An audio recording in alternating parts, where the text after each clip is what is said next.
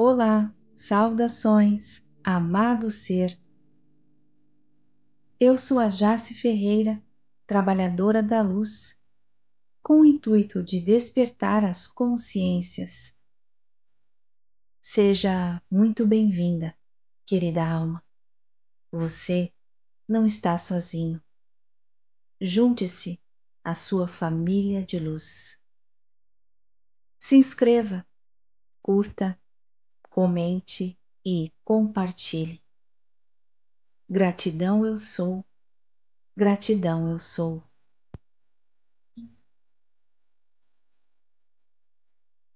Olá, querida alma.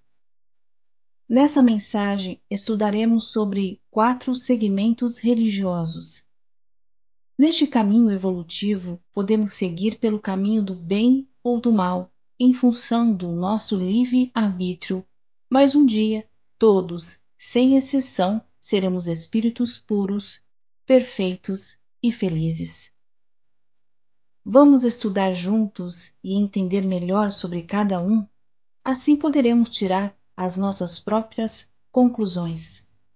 Então, vamos lá. Sem mais, vamos para a mensagem. Qual a diferença entre candomblé, umbanda, quimbanda e espiritismo? Como todas são baseadas na comunicabilidade com os espíritos, há muita confusão entre elas. Na resolução da resposta, vamos abordar 4 aspectos que consideramos fundamentais para o completo entendimento do tema: origem, objetivo, presença ou não de rituais e como se dá a prática religiosa. Candomblé. Origem: trazida pelos escravos da África no final do século XVI. Objetivo: chegar ao divino pelas orientações dos espíritos. Creem num Deus só, mas também cultuam uma série de orixás que são considerados divindades representativas da natureza, que cuidam e equilibram as energias da nossa existência. É uma religião musical e culturalmente rica. Quando chegou ao Brasil, a religião passou por mudanças para se esquivar da perseguição católica. Assim, cada orixá foi associado a um santo da Igreja Católica para despistar os jesuítas e dar continuidade ao culto. Rituais: enorme ritualística com roupas que representam a indumentária dos orixás. Acontecem várias oferendas na relação entre o homem e o seu orixá, como a apresentação de cânticos ou rituais com animais. Acredita-se que o orixá serve-se da energia e a força etérea que emana do animal, em sintonia com as energias e as intenções do homem. Prática religiosa: prática destinada ao bem, não havendo trabalho de amarração ou qualquer coisa que possa prejudicar o outro. Incorporações de orixás são praticadas pelos médiuns dessas divindades. No entanto, não há incorporação ou psicofonia de outros desencarnados. As consultas são feitas através do jogo de búzios.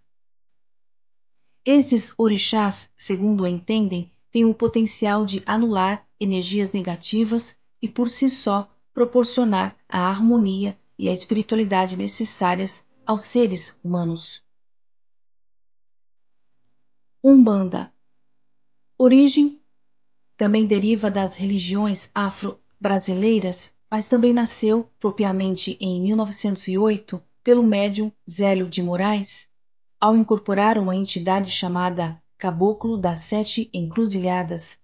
Com a ajuda de espíritos que se apresentavam como ex-escravos, pretos velhos e ex-indígenas, caboclos, fundou o primeiro centro em Niterói, Rio de Janeiro.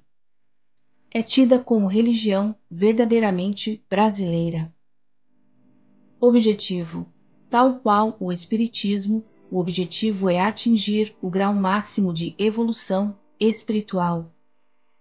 Acredita na reencarnação. une elementos do catolicismo, do espiritismo, das religiões afro-brasileiras e também do culto praticado pelos indígenas. Segue o princípio da fraternidade e da caridade sobre as leis da natureza e do plano espiritual. Também é conhecida por linha branca, magia branca ou umbanda pura. Há o consenso de que existe um Deus supremo e Jesus aparece como uma divindade a ser cultuada sob o nome de Oxalá, mas também cultuam os orixás. Rituais. Diferentemente do candomblé, não realizam rituais com animais, preferindo a utilização de instrumentos como cachimbos, saias, velas, pedras, cristais, banhos, defumações, ervas, colares, bebidas e tabacos em uso mínimo, com o objetivo de dissipar energias negativas. Os médiuns vestem apenas roupa branca. As sessões iniciam-se no início da noite e não ultrapassam meia-noite. As casas mais tradicionais não utilizam tambor, apenas cantos ou palmas para acompanhar o ritmo. Prática religiosa. As práticas consistem em ações positivas, em conformidade com a ética e a moral, sendo possível, no entanto, clamar por uma espécie de justiça espiritual. As sessões são públicas. Os orixás são cultuados, havendo também a incorporação de guias que representam uma emanação oriunda de cada orixá. Esses guias, por vezes, portam-se como crianças, pretos velhos, indígenas e chegam a manifestar vícios adquiridos nas últimas reencarnações, como por exemplo o tabagismo. Atualmente, a maioria tem recorrido à vasta literatura kardecista para maiores esclarecimentos quanto ao mundo dos espíritos. Quimbanda. Origem. Religião afro-brasileira que surge no Rio Grande do Sul a partir de meados dos anos 60. Frequentemente é confundida com a quiumbanda, que é a prática de trabalhar espiritualmente os quiumbas. É uma seita religiosa formada por espíritos em evolução, onde o conceito de bem e mal são condições necessárias à aprendizagem das entidades. Objetivo. Através do culto aos Exus, objetivam respostas rápidas e imediatas para seus anseios. Os Exus são tidos como interlocutores entre os homens e os deuses e normalmente são espíritos que vibram nas matas, cemitérios e encruzilhadas. Em razão disso, são conhecidos como povo da rua.